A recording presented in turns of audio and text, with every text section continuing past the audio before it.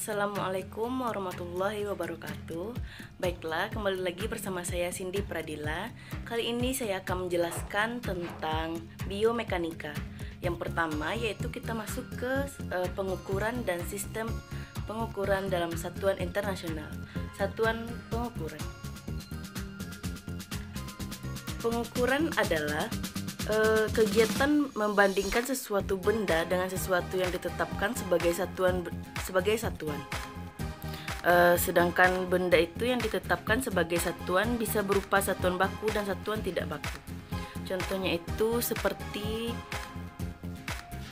panjang, volume, dan massa jenis.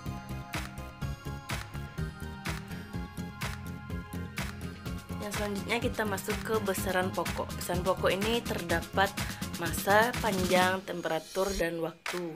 Sedangkan lambangnya ada berupa M, X, T, dan T kecil. Bisa teman-teman lihat bagaimana satuan dari besaran pokok tersebut.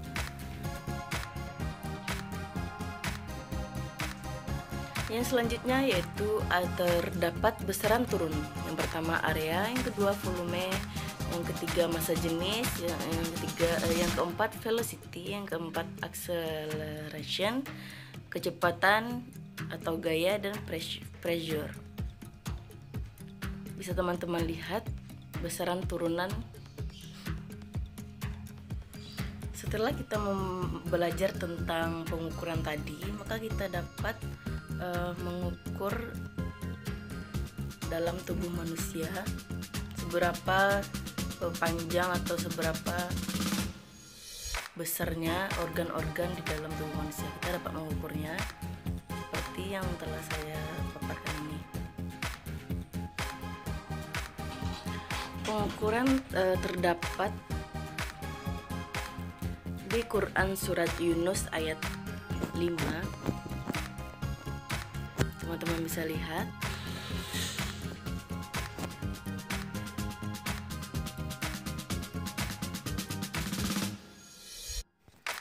Gaya adalah tarikan atau dorongan yang terjadi pada suatu benda.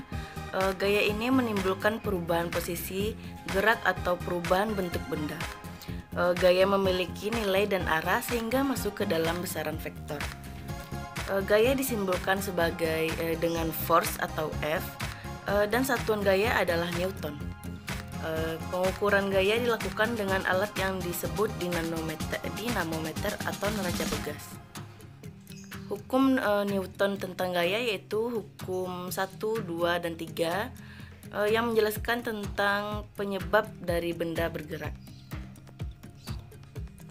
Gaya dapat dicontohkan seperti membuka pintu, mengayuh sepeda, dan mengangkat beban. Pada gaya terdapat gaya gesek. Gaya gesek adalah gaya yang berarah melawan gerak benda atau arah kecenderungan benda bergerak. Gaya gesek muncul apabila dua buah benda bersentuhan. Benda-benda yang dimaksud di sini tidak harus berbentuk padat, melainkan dapat pula berbentuk cair dan gas. Yang ketiga yaitu gaya gesek pada tubuh makhluk hidup. Gaya gesek friksi sangat penting dalam kehidupan keseharian terutama tubuh. Yang pertama kita jumpai gaya gesek di dalam tubuh itu yaitu pelumas tubuh. Salah satu fungsi yang sangat penting dari kantong perikardial yang menyelubungi jantung dan untuk menampung cairan perikardial yang menjaga agar membran tetap terpisah dan tidak saling bergesekan akibat friksi yang berasal dari dentuman jantung. Contoh yang kedua yaitu gaya gesek pada persendian. Cairan sinovial mengurangi friksi dengan cara bertindak sebagai pelumas atau penurunan friksi antara ujung-ujung tulang yang dilapisi kartilago pada sendi sinovial, misalnya sendi lutut. Teknologi yang terinspirasi dari gaya gesek pada tubuh manusia ini yaitu mesin mobil yang memakai pelumas. Ayat Al-Quran yang terkait tentang gaya gesek yaitu Quran Surah Asy-Syu'ara ayat 33. Selanjutnya kita masuk ke keseimbangan benda tegar. Penerapan teori keseimbangan benda tegar pada tubuh makhluk hidup. khususnya manusia, misalnya kemampuan seseorang mempertahankan posisi tubuhnya terhadap tempat berpijak. Dalam momentum mekanisme benda tegar, momentum linear dan momentum sudut tetap tidak berubah seiringnya waktu. Ini menyiratkan bahwa tubuh dalam pengaruh kekuatan eksternal tidak memiliki percepatan linear atau percepatan sudut. Karena itu, jika gaya total pada benda tegar adalah 0, maka tubuh menunjukkan kesetimbangan translasi karena momentum linear tidak berubah meskipun ada perubahan waktu. Jika torsi total pada benda tegar adalah 0, maka tubuh kesetimbangan rotasi karena momentum sudut tidak berubah seiringnya waktu. Yaitu Quran Surat Al-Mulk ayat 3.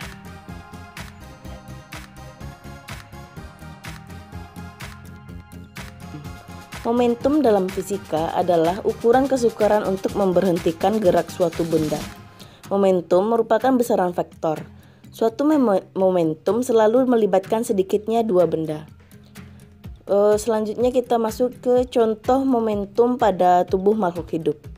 Pada saat seseorang membawa mobil dan tiba-tiba mobil direm secara mendadak, maka seseorang yang ada di dalam mobil itu akan terdorong ke depan.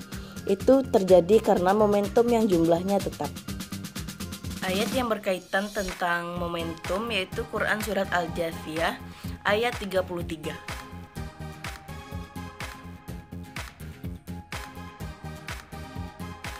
Energi adalah suatu konsep dasar fisika. Dalam fisika, tubuh manusia memerlukan energi. Seluruh aktivitas tubuh memerlukan energi termasuk berpikir. Perubahan energi menjadi kerja seperti mengangkat suatu beban atau mengendarai sepeda. Hanya mencerminkan sebagian kecil penggunaan energi total dalam tubuh. Makanan adalah sumber utama bahan bakar bagi tubuh. Makanan yang kita konsumsi umumnya tidak terdapat dalam bentuk yang sesuai untuk konversi energi secara langsung. Karbohidrat bisa berubah menjadi glukosa dan glikogen. Selanjutnya berubah menjadi glikolisis dan berubah menjadi energi ATP. Secara kimia, tubuh menghasilkan beragam molekul yang dapat berikatan dengan oksigen di sel tubuh.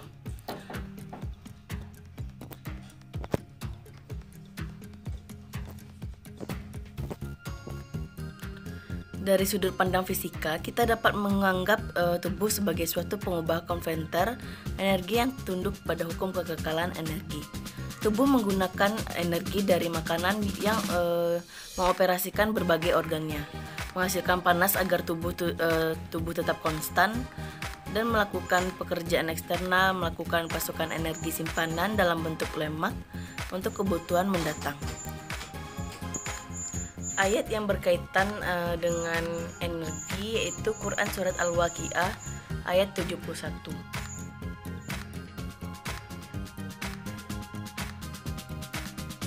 Prinsip pesawat sederhana pada tubuh manusia yaitu terdapat 3 jenis, yaitu pengungkit jenis pertama.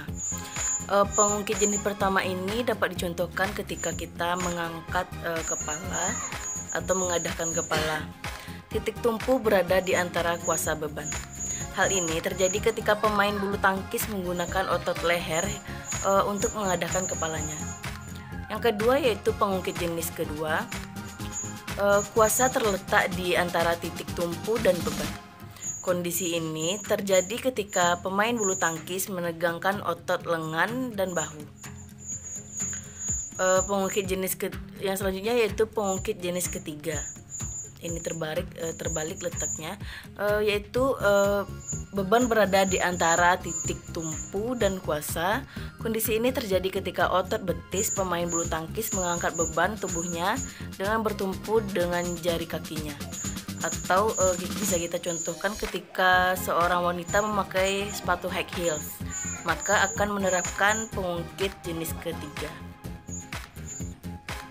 Contoh atau teknologi yang terinspirasi dari pesawat sederhana ini, yang pertama yaitu katrol, selanjutnya bidang miring, selanjutnya pengungkit, dan roda berporos atau roda gigi. Ayat yang berkaitan dengan pesawat sederhana yaitu Quran Surat Al-Infitar ayat 6-8.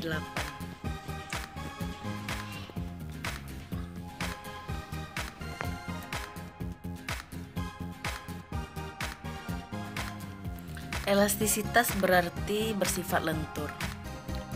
Jaring laba-laba terbuat dari benang-benang kerangka, penahan dan benang-benang spiral penangkap berlapisan zat perekat yang diletakkan di atasnya, serta benang-benang pengikat yang menyatukan kesemuanya. Selain kuat, benang-benang yang berbentuk jaring laba-laba juga elastik. Tingkat elastisitas sangat berhubungan dengan benda yang melekat pada jaring laba-laba. Dari segi struktural, jaring laba-laba terdiri dari serangkaian benang-benang bingkai penahan beban, benang-benang spiral penangkap dan benang-benang pengikat yang menyatukan semuanya untuk menangkap mangsa dan merangkapkannya.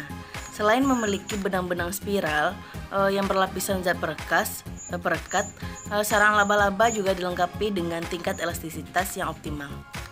Sebagai contoh, jika jaring melekat pada tumbuhan, elastisitasnya harus mampu menyerap setiap gerakan yang disebabkan oleh tumbuhan tersebut. Ayat Al-Quran yang berkaitan dengan materi elastisitas yaitu Quran Surat Ar-Rahman ayat 7.